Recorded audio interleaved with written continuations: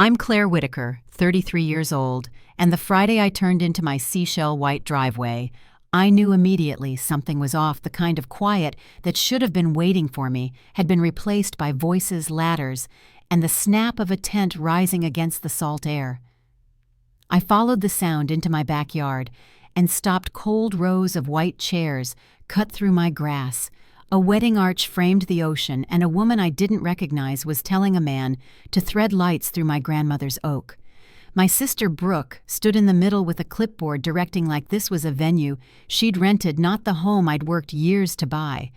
I tried to swallow, but the sight of strangers hauling boxes across my porch made the swallow stick. Brooke looked up and smiled brightly, the way you smile at a caterer who arrived just in time. "Perfect timing," she said. I had not been told there'd be a wedding. I had not been asked anything at all. Before I go any further, tell me where you're listening from in the comments, and if you've ever had to draw a line with family. Hit like and subscribe so more people can hear stories like this one. I grew up inland in a small Florida town where front doors stayed unlocked, neighbors brought over extra casserole, and my parents preached that we take care of our own. Dad coached church softball. Mom kept a handwritten contact list for every relative within 100 miles. I was the child who balanced the grocery budget on loose-leaf paper and took notes at the kitchen table, while Dad talked about saving first and spending later. When college came, I worked weekends, held a scholarship, and learned to make $10 do the work of 20. Money wasn't the center of our home, but respect for it was paired with a steady belief that you show up, keep your word, and return what you borrow. After graduation, I signed on at Gulf Coast Bank and climbed the steps one overtime block at a time. I said no to dinners out, said yes to extra shifts, and watched the down payment grow like a secret I kept to stay brave. The first day I held the keys to the beach house, I stood in the doorway with my palms pressed to the frame, listening to the water and the quiet. It wasn't fancy. 2-bedroom scuffed floors. I planned to refinish a porch with a view of seagrass and shy sandpipers. But it was mine. I bought second-hand furniture and painted cabinets myself, feeling the kind of pride you don't say out loud because it lives better in your chest. When family came by that first month, everyone said how perfect it was for gatherings. I smiled, poured lemonade, and told myself that sharing was the heart of how we were raised. What I didn't understand then was how easily sharing can slide into assumption. It started small. Brooke asking if she could bring a few friends for the weekend. Mom mentioning that Aunt Diane might pop down for a night, Dad offering to hand a spare key to a cousin just in case. I tried to keep the spirit of our house growing up without losing the quiet I had worked for, and most days I convinced myself I was doing a decent job. But little signs lingered. Moved furniture. I hadn't moved a stack of plates. I didn't own a chair leg with a new wobble, and nobody's sure how it happened. I replaced what needed replacing and told myself this was the price of being generous. When a neighbor texted a photo one Saturday, 6 cars in my drive while I was at work, I chalked it up to poor planning, not a pattern. Standing in the grass that afternoon with the wind full of salt and ribbon, the pattern introduced itself without apology. The wedding planner, her name was Valerie, reached for my hand and said how generous I was to open my home as if I had chosen this and simply forgotten to be present for it. Brooke waved me toward a table scattered with seating charts and sample menus, like I was late for a meeting we'd scheduled together. I wanted to ask the simple question that should have started all of this. When did you decide my house was your venue? But the words sat heavy in my throat, crowded by the hum of a generator and the rustle of rented tablecloths. A part of me wanted to smile and make it easy, because that's what I'd always done. A larger part, new and steady, did not. I stepped back toward the gate to get my bearings the way you do when a wave rushes higher than you planned, and saw a stack of cream envelopes tucked into a box by the porch. The embossed print caught the light. Brooke Whitaker and Andrew Collins invite you, followed by my address in a script that made it look like a place belonging to the whole family rather than a single tired woman who had written every mortgage check. I held one invitation and traced the numbers, my numbers, while laughter rose from the tent like I was already in on it. When Brooke asked if I could approve the seafood option, I pictured the first time Dad showed me how to sign my name in full on grown-up forms, told me to write carefully because it meant something. I returned the envelope to the stack, set my palm against the porch rail, and chose quiet instead of a scene, at least for the moment. By the time I reached my car, the relief of closed doors felt almost like fresh air. I sat with the engine off and counted a slow 10 while the late light moved across the hood. In the rearview mirror, our oak looked trimmed with stars, and for a second I wondered how many decisions had been made under its branches without me. It wasn't anger that stuck with me on the drive back to my apartment. It was the plain fact that nobody had asked. Not Mom, not Dad, not Brooke. My phone buzzed face down in the cup holder, a low chorus of names I knew as well as my own, but I let it ring. Behind the wheel, a thought steadied itself in a place inside me I recognized from other turning points. I didn't have to make a scene to make a decision. That night, after a shower and 2 glasses of water, I cleared a corner of the kitchen table and took out the file where I kept copies of the deed insurance and the maintenance log I'd built out of habit. I ran my fingertip down the column of dates and payments, small numbers, that stood for roof repairs, a water line fix, and the cost of replacing cushions after a weekend I hadn't planned. I opened my laptop and typed the address into a search bar, then rental agreements, then property rights, Florida, just to steady my understanding of what I already knew. The house was mine, the porch was mine, the quiet was mine. The question wasn't whether I had a right to say no, it was how to say it in a way that would hold. By the time the clock slid toward midnight, I had the shape of an answer. It didn't sound like a plea, and it didn't sound like a fight. It sounded like a rule, written clearly enough that anyone who loved me would recognize it for what it was, fair, simple, and late, only because I hadn't learned to speak it sooner. I shut the laptop, breathed in the hush of my little apartment, and pictured those white chairs lined up against the sea. In the morning, I would decide exactly how to move forward and who would hear it first. When I got back to my apartment that night, the silence pressed in as if the walls had been waiting for me.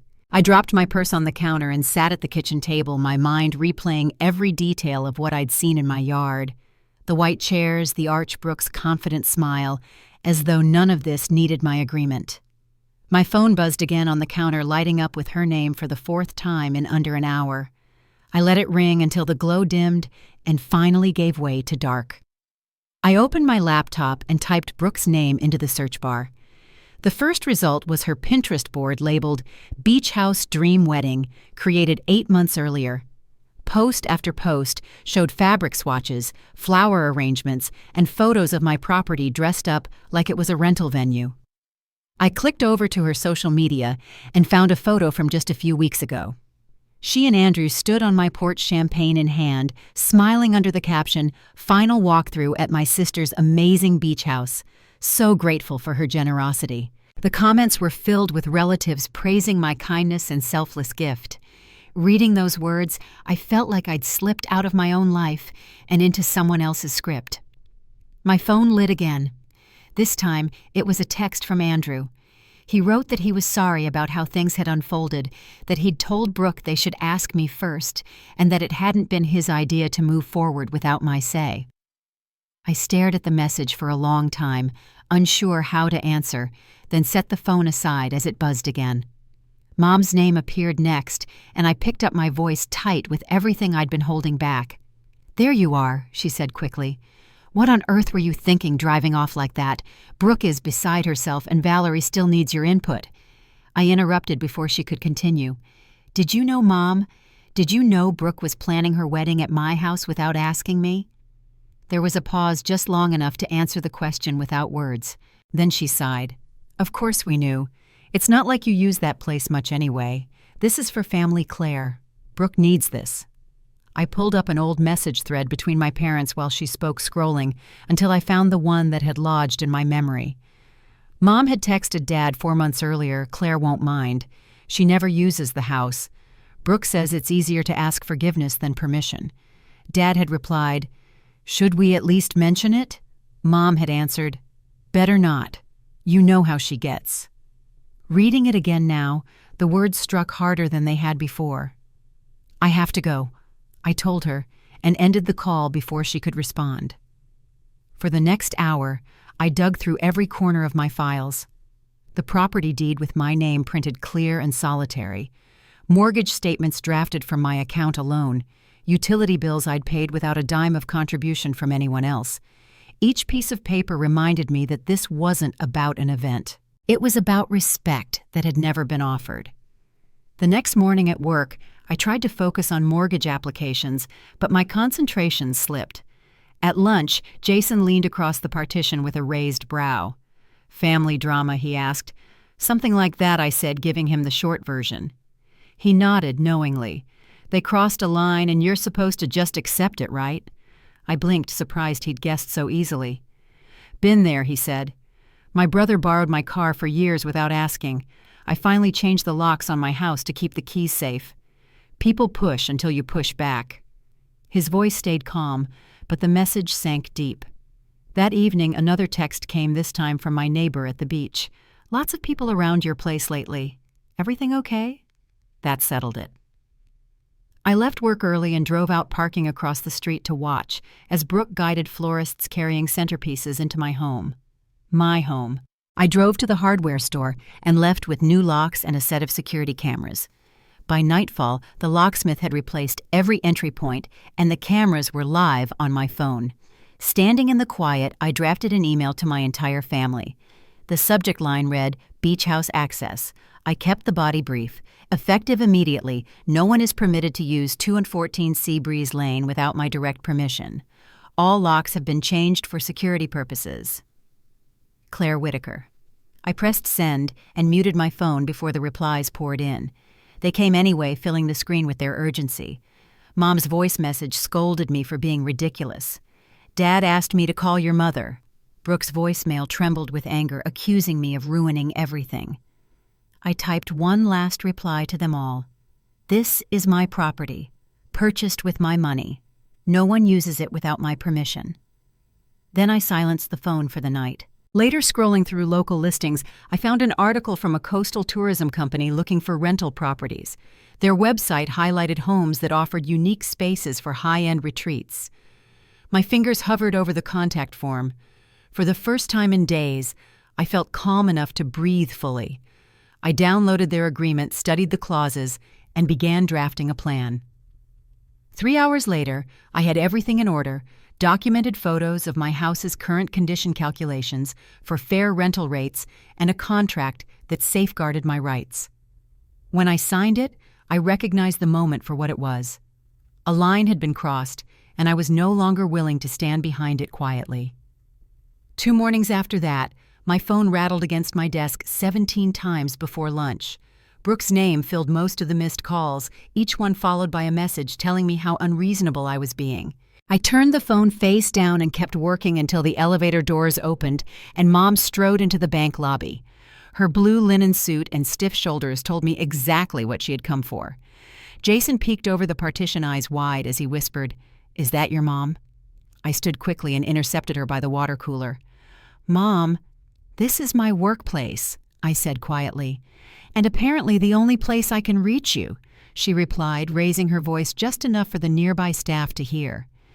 "You've ignored everyone's calls, and now Brooke's wedding is in jeopardy." I kept my tone even. "We can talk after work. Bayside Cafe at 5:30, otherwise not at all." Her eyes flickered in surprise, but she gave a curt nod and walked away, heels striking the marble with less force than when she'd entered. Jason let out a low whistle as I returned to my desk. That evening I parked outside the cafe and spotted them through the window, Mom, Dad, Brooke, and Aunt Diane all gathered around the corner table.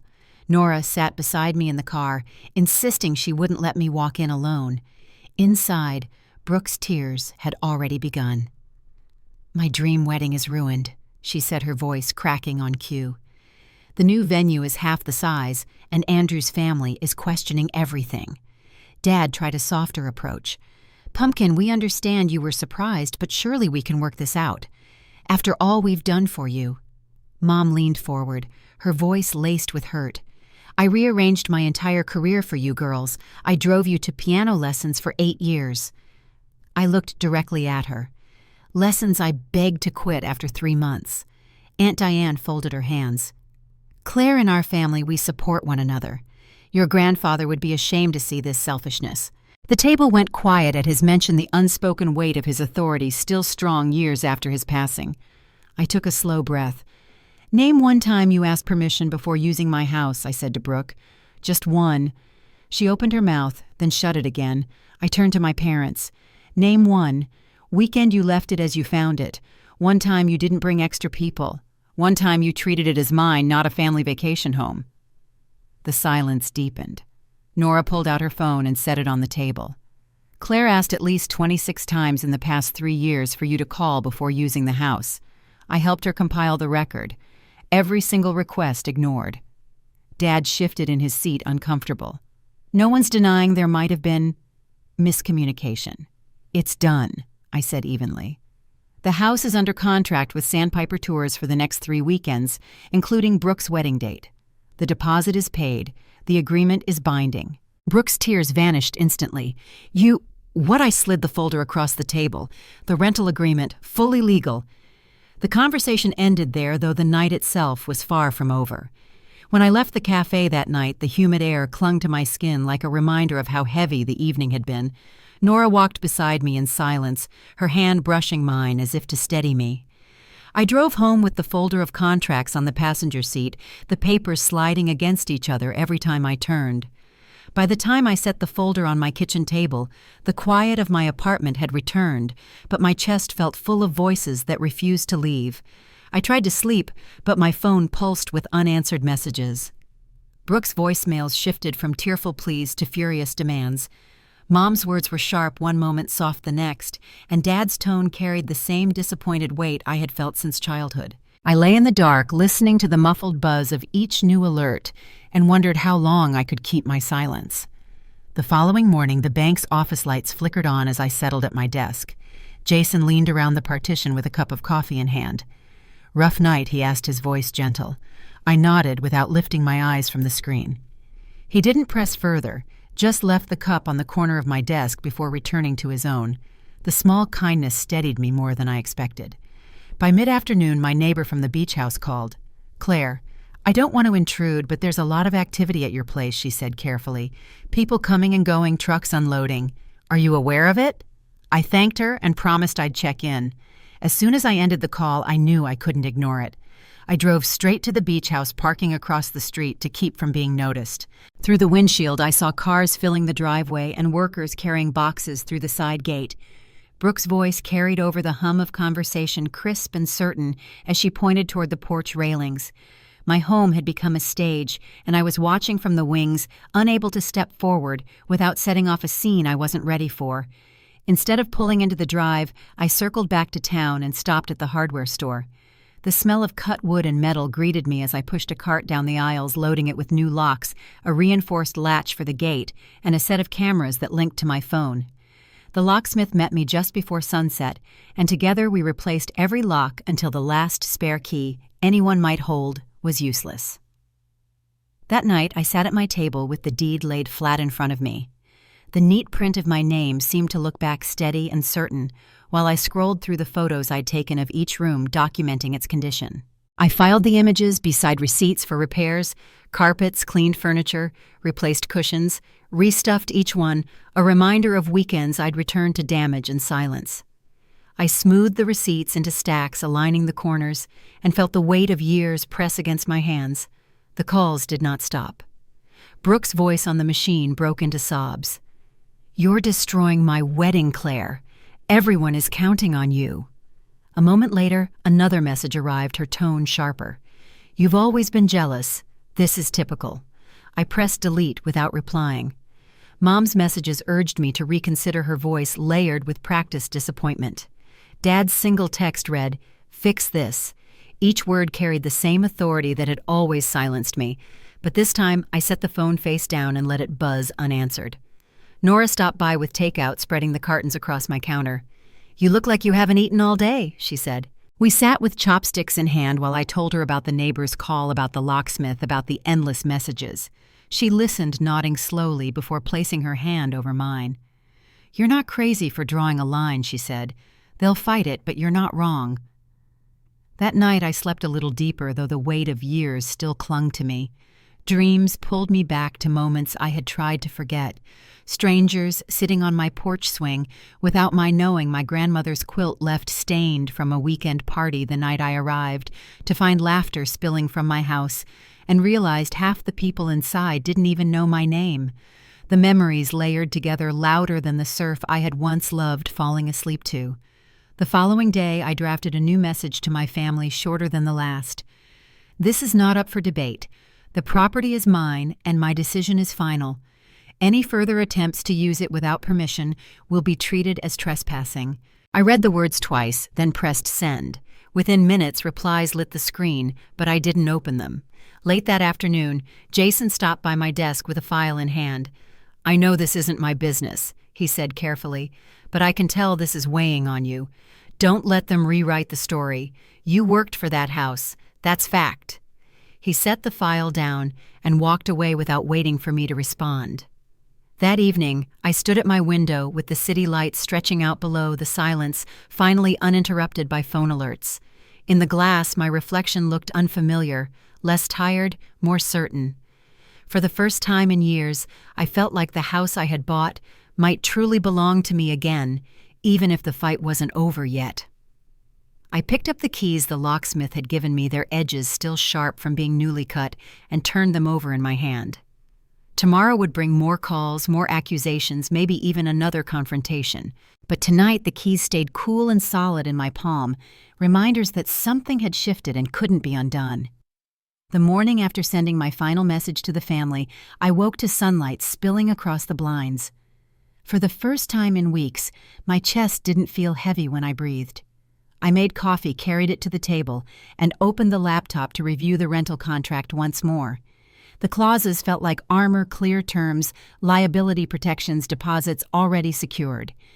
Reading them over, I knew I had taken back control. Still, the silence in my apartment carried its own edge. My phone blinked with notifications, dozens of unread messages stacked beneath familiar names. I left them unopened and turned back to the screen. Every page of that agreement reminded me this wasn't about punishing anyone, it was about claiming the peace I had earned. Later that afternoon, I met Nora at our favorite diner. The vinyl booth creaked as I slid in, and she pushed a plate of fries toward me before asking how I was holding up. I told her about the contract, the locks, the cameras, and the endless stream of messages. She listened quietly, then nodded with a small smile. "You've stopped waiting for them to respect you," she said. "You've started showing them how." The words settled deep like stones placed carefully where they belonged. Back at work, Jason noticed the difference in my posture. He caught me near the copier and said, "You sound steadier this week." I admitted I felt lighter, though the storm hadn't passed yet. He tapped the folder in my hand. "That's what preparation does. It keeps the ground under you even when they're trying to shake it." His quiet encouragement carried me through the rest of the day. That evening I drove to the beach house alone. The drive along the coast was lined with palms swaying in the salt wind, the sky bruised with evening colors. When I pulled into the drive, the locks clicked open beneath my new key, and the door swung inward to silence. I walked from room to room, camera in hand, recording the stillness. No glasses left on counters, no cushions overturned, no strangers' laughter echoing in the walls. For once, the house felt entirely mine. On the porch, I set my phone to capture the soft sway of the tide. The water rolled in steady rhythm, unbothered by the noise of the past weeks. Sitting there, I realized the calm wasn't just in the view, it was inside me too. The fear of confrontation had always chased me back into silence, but now that silence was my choice. It no longer belonged to anyone else. The following weekend, I spent Saturday morning repainting the shutters. With each stroke of the brush, layers of salt-worn paint disappeared, replaced by fresh color. By noon, sweat dampened my hairline and streaked my arms, but the sight of new even lines filled me with quiet pride. Work that had been postponed for years suddenly felt urgent, as though the house itself needed to see that I was claiming it again. While the paint dried, I walked barefoot through the yard. The grass was still pressed in places where chairs had stood during the early setup, but new growth pushed through. I crouched near the oak tree, running my fingers across the soil where stakes had once been hammered. The marks were fading already. With time, the earth would close over them completely. That evening, Nora joined me on the porch with 2 mugs of tea. She leaned back in the swing and listened to the wind chimes overhead. "This feels different," she said softly, "like you're breathing again." I nodded, watching the horizon bleed into dusk. "I think I finally am." When she left, I stayed outside long after the stars appeared. The cameras clicked faintly in the background, a quiet reminder of boundaries newly built. I didn't need to watch the footage, I only needed to know it existed. For years, I had relied on words that went ignored. Now, action held the weight my voice never had. On Sunday morning, I returned to my apartment and found a letter slid beneath the door. My name was written in Brooke's rushed handwriting. Inside, the words shifted from anger to pleading in a single page. She wrote about her wedding dreams, about the family's disappointment, about how hard it was to explain to Andrew's parents. At the bottom, her signature slanted, as if she had written it in haste before second thoughts could stop her. I folded the letter carefully and placed it back in the envelope. The paper was thin, but it carried years of expectation that weren't mine to hold anymore. I set it in a drawer without answering. Some messages required silence more than a reply. That night, I stood at the window of my apartment again, looking down at the city lights. My reflection in the glass didn't flinch the way it once had. For the first time, I saw someone who could hold her ground without apology.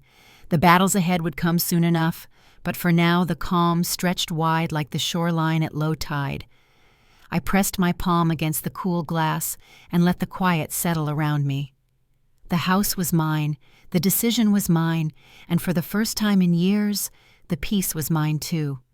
What came next would test that peace, but I knew I was ready to meet it. The quiet resolve I had carried after repainting the shutters was tested sooner than I expected. It was late on a Thursday afternoon at the bank when the elevator chimed and I looked up to see Mom striding across the marble lobby. She wore her church committee suit and pearl shoulders, squared, eyes fixed on me. Jason's head popped up over his partition, his mouth forming a silent, "Oh no." I stood before she could reach my desk, meeting her halfway near the water cooler. "Mom, this is my workplace," I said, keeping my tone low. "And apparently the only place I can reach you," she replied loud enough for the tellers to glance over. "You've ignored calls, changed the locks, and now Brooke's wedding is falling apart." I kept my voice steady.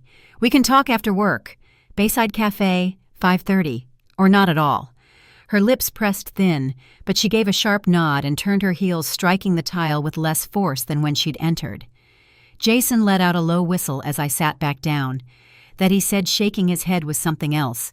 By evening, I pulled into the cafe parking lot and saw them through the window, Mom, Dad, Brooke, and Aunt Diane all seated in the corner booth.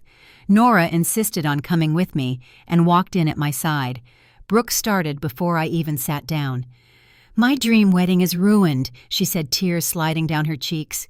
"The new venue is half the size and Andrew's parents don't understand what happened." Dad leaned forward, hands clasped together. "Pumpkin, we know you were caught off guard, but surely we can find a compromise." "After everything we've done for you," Mom added quickly. "I gave up career opportunities so you girls could have lessons and chances. Do you remember how many nights I drove you to piano practice?" I met her eyes. Lessons I begged to quit after 3 months. Aunt Diane cleared her throat, her gaze sharp. "Claire, this family has always supported one another. Your grandfather would be ashamed to see you acting this way." The table went still at the mention of him. I folded my hands in my lap and let the quiet stretch before I spoke. "Name one time you asked before using my house," I said, looking at Brooke. She blinked, opening her mouth, then closing it again. I turned to my parents. "One weekend when you left it exactly as you found it. One time you didn't bring people I'd never met. Just one example." The silence deepened. Nora reached into her purse and pulled out her phone. "I have something," she said, scrolling quickly. She laid it on the table screen, glowing. "Here's a calendar of every time Claire asked you to call before using her house. 26 requests over 3 years, every single one ignored." Dad shifted, clearing his throat. "Well, no one's denying there may have been miscommunication." "It's already settled," I said quietly. "The house is rented to Sandpiper Tours. The contract is signed and the deposit is paid. They have exclusive use on Brooke's wedding weekend." Brooke's tears stopped, as if cut by a blade. "You did what I slid a folder across the table. The agreement. It's legal and binding." Her hands clenched around the edge of the table. "You're destroying everything." Mom's voice wavered, but her words were sharp. "Claire, this is vindictive. You're letting pride come before family." I met her eyes and spoke slowly. "This is not about pride. It's about ownership. My name is on the deed. I have covered every mortgage payment, every repair, every bill. You planned an entire wedding without asking me once." The weight of my words seemed to settle into the space between us. Aunt Diane leaned back, her expression unreadable. Dad rubbed his jaw silent. For once, nobody had an answer. When the check arrived, I reached for my purse, but Nora shook her head. "I've got it," she said, sliding her card across the table. Her quiet support was the only warmth I felt leaving that booth. In the car, she turned to me. "You didn't flinch. Not once. That's the first time I've ever seen you sit through their silence without filling it." I gripped the steering wheel, the folder heavy in my lap. "Because it wasn't silence this time," I said softly. It was proof. The drive home was quiet except for the hum of the tires. I carried the folder back into my apartment and set it on the kitchen counter, my hands steady even as my chest trembled with the aftermath. The lines had been drawn. For the first time, I had spoken them aloud, and there was no taking them back. That night, I lay in bed listening to the stillness. My phone sat on the nightstand, buzzing occasionally, but I didn't reach for it. Instead, I focused on the rhythm of my breath, the steady rise and fall that matched the quiet inside me. I had taken my first stand, and no matter what storm followed, I knew I couldn't return to silence. The morning before Brooke's wedding dawned gray clouds stretched low across the horizon. I parked a block from the beach house and sat with my binoculars resting in my lap, watching the driveway fill with cars. From across the street, I saw Brooke in the backyard, clipboard raised like a conductor's baton directing workers as they carried arches and floral displays across the grass. Mom knelt by the flower beds, rearranging roses, her lips moving as if she were whispering to the blooms. Dad followed a caterer, nodding gravely while checking his watch. I glanced at my phone. The message from the Sandpiper Tours manager buzzed right on time. "We're arriving for setup in 10 minutes. My pulse steadied as a white van with the company's logo turned into the driveway, followed by 2 smaller vehicles. 7 uniformed staff stepped out carrying clipboards and folding tables. Through the binoculars, I saw the shift ripple across my family's faces, the stiffening shoulders, the confused glances. Brooke's voice carried above the noise. "Excuse me, what is this?" The tour manager, tall with silver hair pulled into a bun, extended her hand to Brooke. Though I couldn't hear the words from where I sat, the body language was unmistakable, calm authority met by Brooke's mounting panic. Within minutes, the manager unrolled the contract and presented it. Brooke's head tilted the way it always did when control slipped from her grasp. My phone lit again with call after call. Mom, then Dad, then Brooke.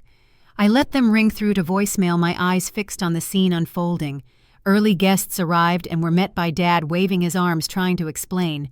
One woman clutched her face in disbelief before turning back toward her car. When Brooke finally called for the 6th time, I answered. Her voice shook with fury.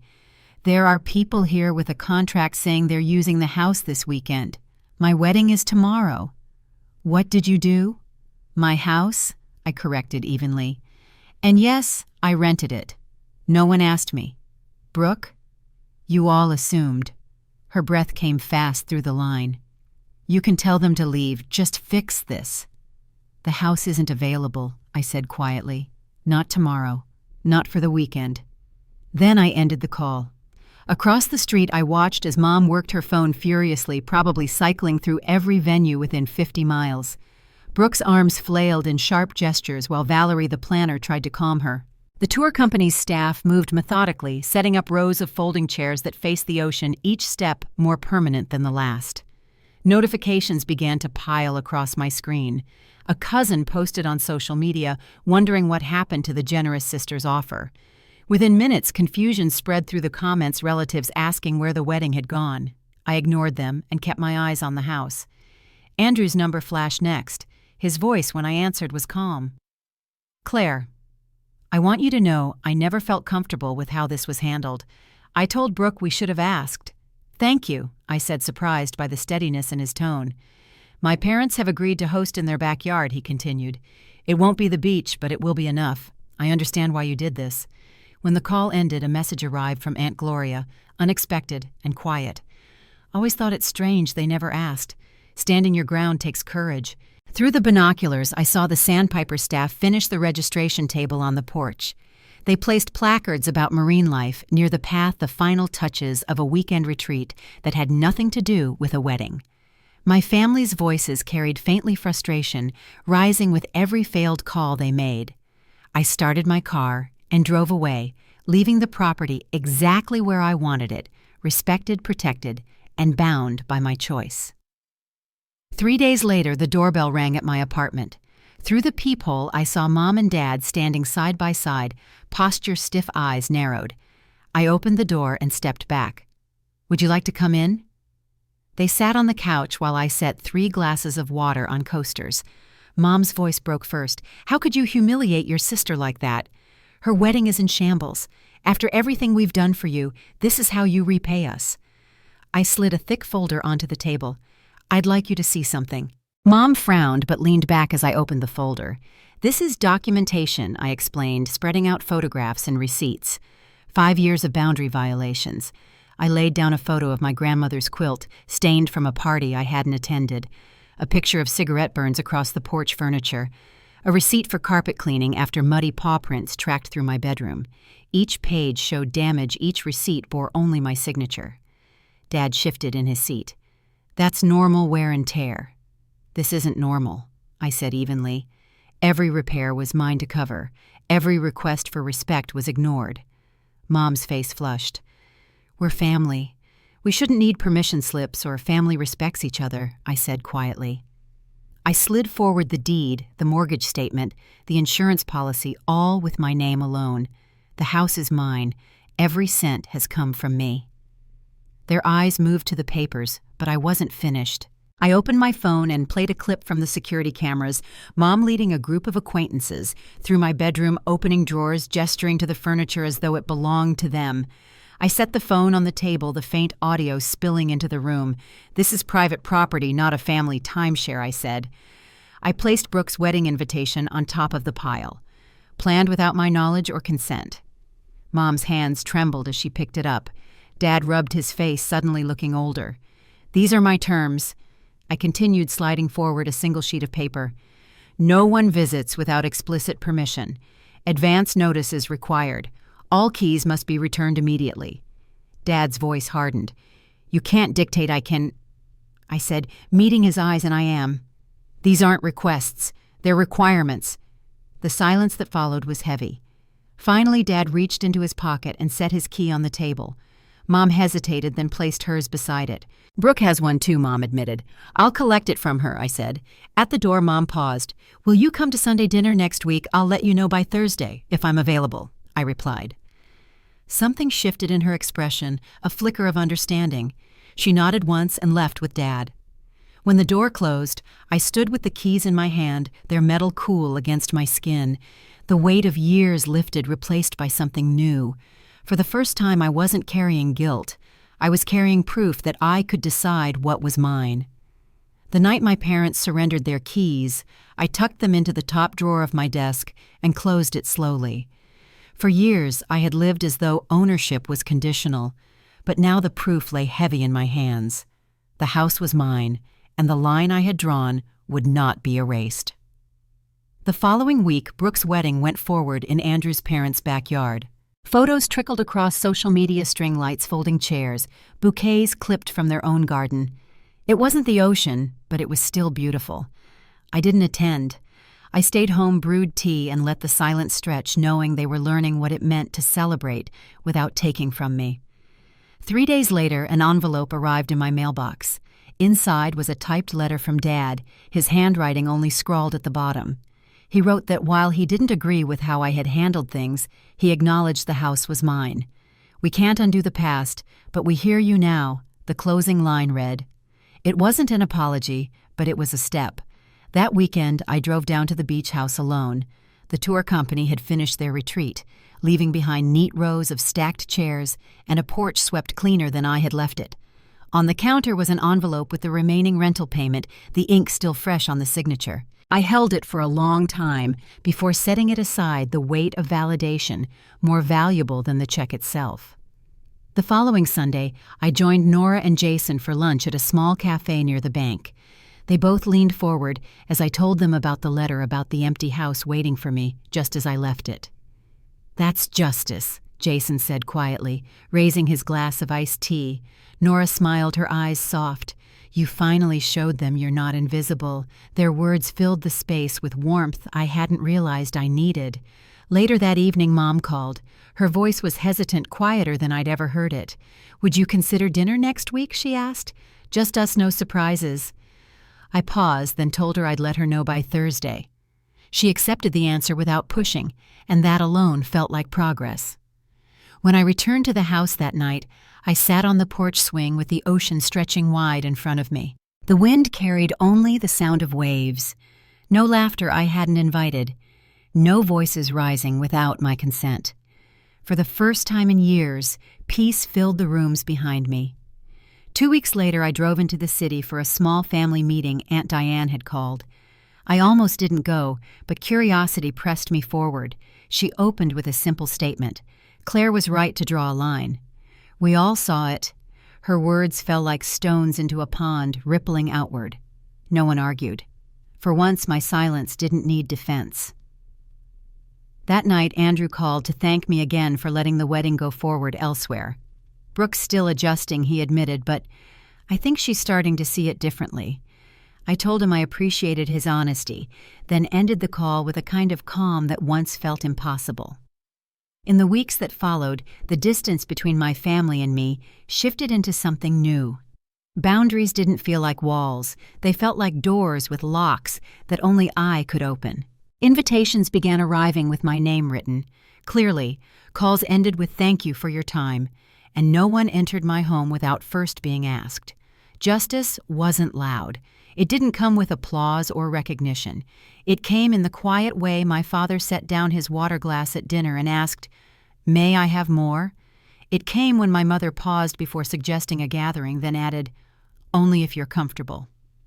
Small moments, but each one built a bridge stronger than any demand for forgiveness. I spent more weekends at the house that summer than I had in years. I walked barefoot across the sand, painted the porch railings, planted new herbs in the kitchen window.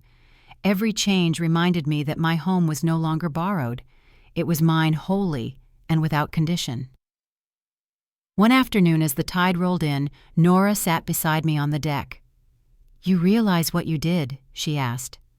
I looked out at the horizon where the sky met the sea. "You taught them how to treat you," she said softly. Her words settled into me like the rhythm of the waves, steady and sure. I knew the work wasn't finished.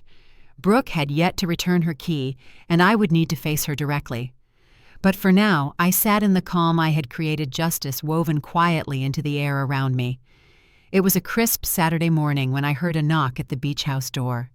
Through the glass, I saw Brooke standing there, her hands clasped in front of her. For a moment, I just watched her, remembering the chaos of her wedding weekend and the years of unspoken assumption between us. Then I opened the door and stepped aside.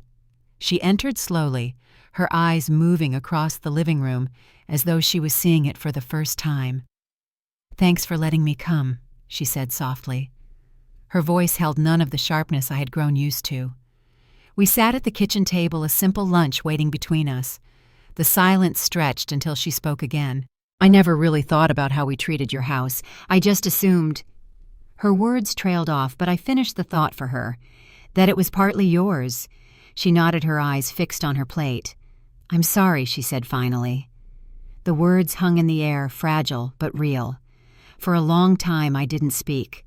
Then I nodded, acknowledging not just the apology, but the courage it must have taken to say it. When she stood to leave, she glanced at her watch and smiled faintly. "Thank you for respecting my time today," I told her, walking her to the door. Her smile grew a little tentative but genuine. "This was nice," she said. "Maybe we could do it again sometime." I found myself surprised by the truth in my answer. I'd like that. After she left, I sat on the porch swing with a mug of coffee, the ocean breeze curling around me. Nora and 2 friends from my pottery class arrived later, carrying mismatched glasses and a bottle of wine. We laughed as the sun sank low, painting the water in streaks of orange and gold. My phone buzzed with a message from Brooke. "Thanks for having me over. Looking forward to next time with permission, of course." I smiled as I set the phone down, choosing to stay in the moment. 6 months earlier, I would have feared that boundaries would push people away. Instead, they had created space for relationships built on mutual respect. The house was no longer a battleground. It was home in the truest sense. Looking back, I realized the lesson wasn't only about property. It was about dignity, about learning that kindness without boundaries becomes permission, and silence without limits becomes erasure. By drawing a line, I hadn't shut my family out. I had invited them to meet me on different terms where I could finally stand tall without apology. And in that quiet, with the waves steady beyond the porch and laughter carrying in the air, I knew something had shifted for good. Justice hadn't arrived in one grand moment. It had arrived slowly in each small choice, to hold firm in each word spoken with calm resolve, in every key returned to my drawer. So that is where I leave this chapter of my story, stronger, steadier, and finally at home in my own life. Before you go, I'd love to hear from you. Have you ever had to draw a line with the people closest to you? Share your story in the comments, and don't forget to subscribe if you'd like to hear more.